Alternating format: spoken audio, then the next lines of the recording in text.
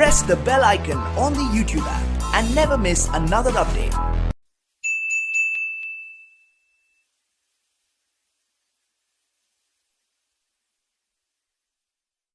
आप सभी का हमारे YouTube चैनल में एक बार फिर स्वागत है।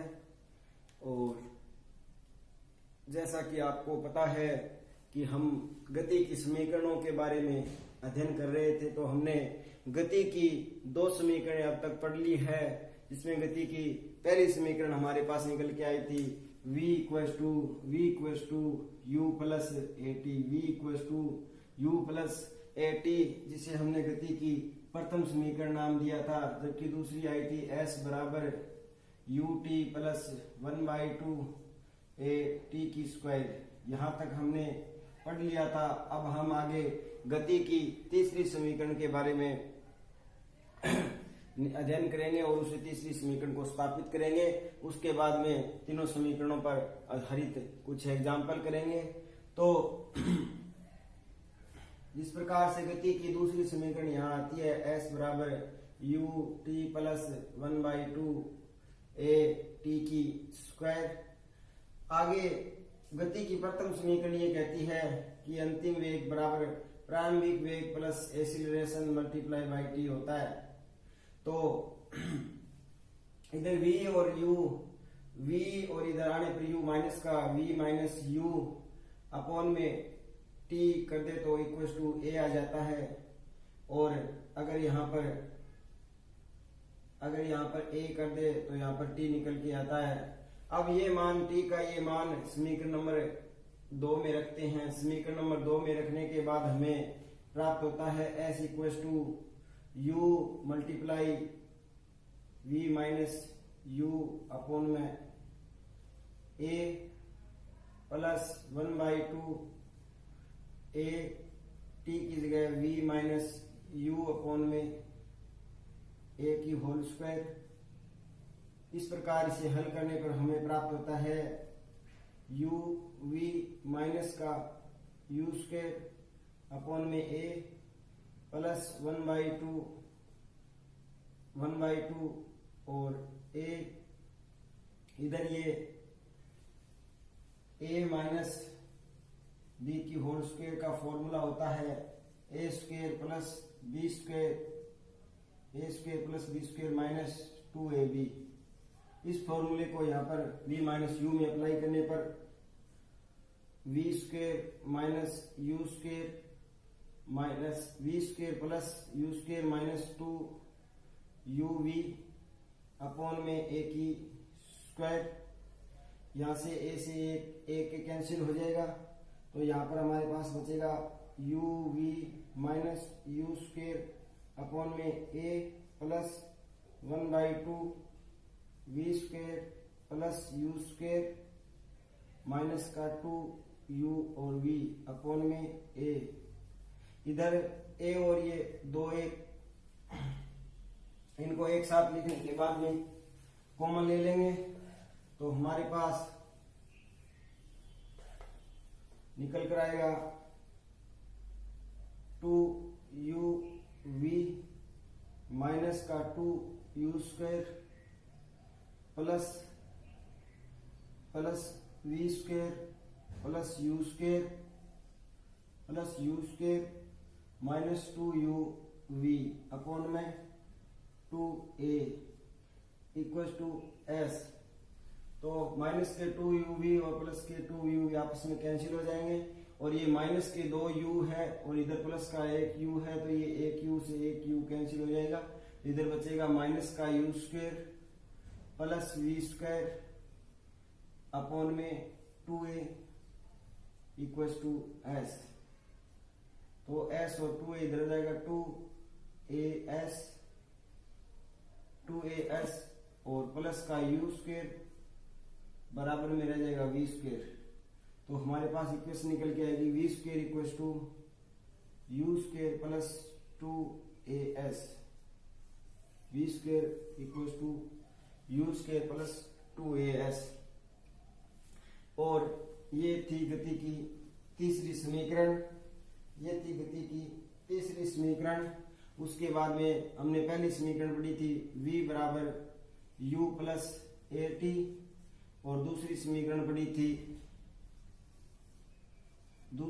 पढ़ी थी s बराबर u T plus 1/2 A T की स्क्वायर, जो कि हमें रीट लेवल 2 के अंदर इनमें से न्यूमेरिकल बेस पर क्वेश्चन आ सकता है, इसलिए हमें इन समीकरणों को याद रखना है।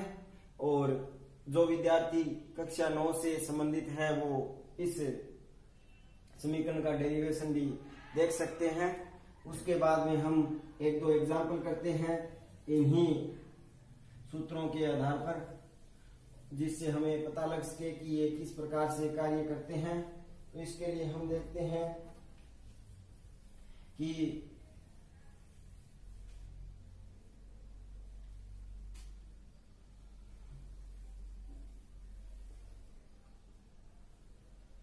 एक वस्तु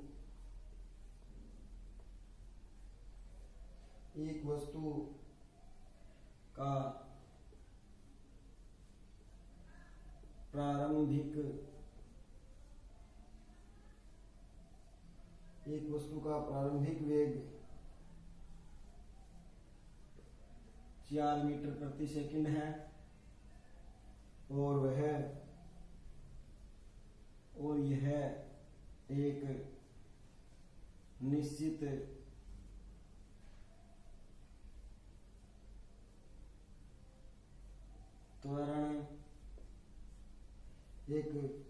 त्वरण 2 मीटर प्रति सेकंड से गतिशील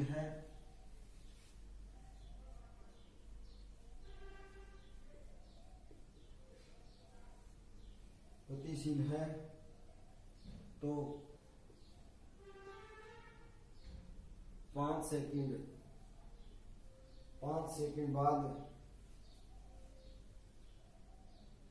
सेकंड पश्चात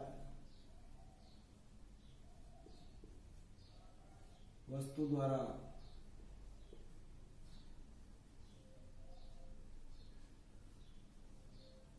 तय की गई दूरी तथा वेग का मान क्या होगा।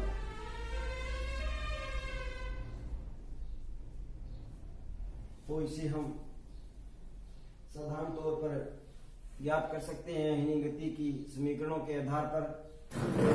एग्जाम्पल में हमें देखने को मिला है कि किसी वस्तु का प्रारंभिक वेग यानी u का मान दे रखा है, तो प्रारंभिक वेग यानी u का मान दे रखा है, तो u = 4 मीटर प्रति सेकंड, और निश्चित त्वरण यानी त्वरण का मान दे रखा है, तो a का = 2 मीटर पर सेकंड, और तो वह वस्तु निश्चित समय में 5 सेकंड बाद टाइम t का मान दे रखा है 5 सेकंड दे रखा है, तो वस्तु द्वारा तय की गई दूरी बताइए। तो दूरी बतानी है, तो दूरी का सूत्र होता है s बराबर u t plus 1/2 a t की स्क्वायर। हमारे पास u का मान भी है और t का मान भी है, और इन सभी का मान इक्वेशन में रखने पर हमारे पास जो मान निकल के आएगा वो दूरी का मान निकल के आएगा। तो यहाँ पर हम गति की सेकंड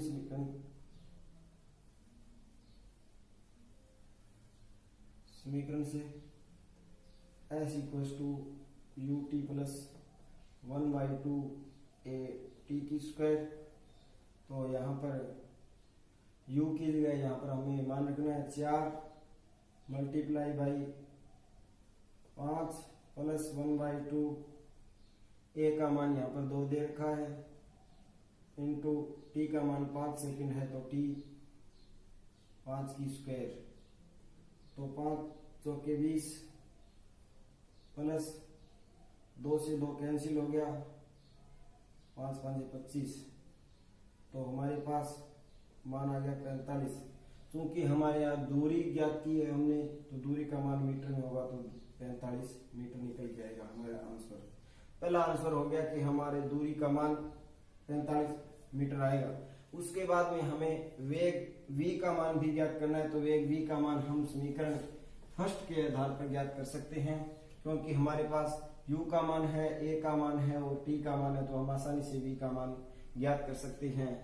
तो चूंकि v equals to u plus at, v equals to u plus at, तो v इक्वल्स टू u का मान 4 प्लस a का मान 2 मल्टीप्लाई बाई t का मान दे रखा है हमें, t का मान 5, तो 5 दूए 10 और plus 4 14, 4 plus 10 equals to 14 metre प्रति सेकंड। v का मान आ जाएगा 14 मीटर प्रति सेकंड।